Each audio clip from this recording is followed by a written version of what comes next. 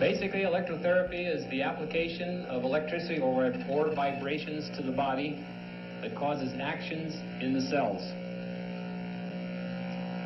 Depending on the frequency of these vibrations, it can be beneficial to the body or it can be catastrophic.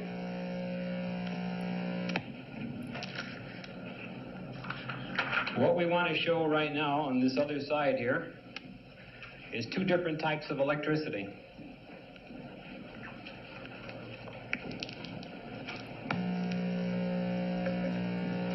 This is an old familiar Jacob's ladder. You've probably seen these around, miniature old Frankenstein movie type devices. This is 60 cycle power, comes right out of the wall, is stepped up through a transformer to 15,000 volts, and you're basically seeing arcing in the air. If you were to touch that flame, it's a very hot flame. If you were to touch those wires, you'd get a very strong jolt.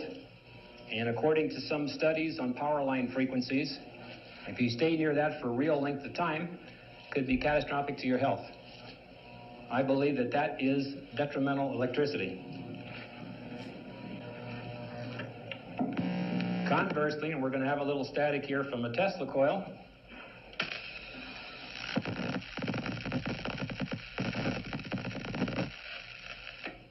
That electricity I can touch.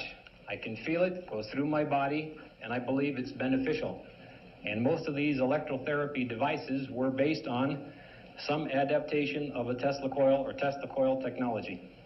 So I think we have an instance here of good electricity and bad electricity.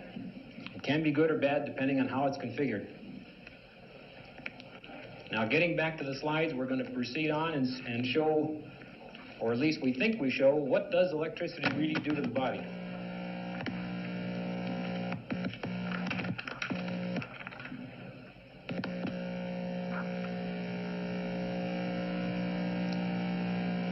In these early discoveries of electrotherapy, they found out that high-frequency currents would essentially increase the metabolism of the body, would stimulate the increase of the flow of blood in given areas,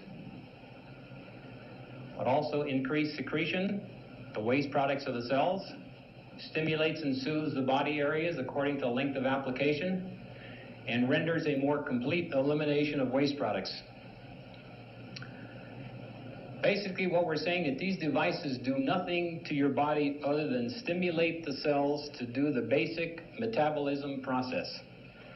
Your cells absorb oxygen and the nutrients in the body. They burn these up, and then it's got to get rid of the waste matter.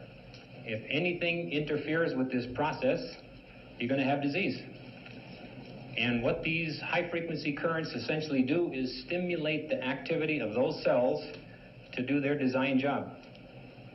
And of course, if you overload the system even beyond that with toxins for whatever reason, even these won't do any work. By the way, those of you that do want to take notes or make copies of these, there are reprint packets in the bookstore of all of these slides.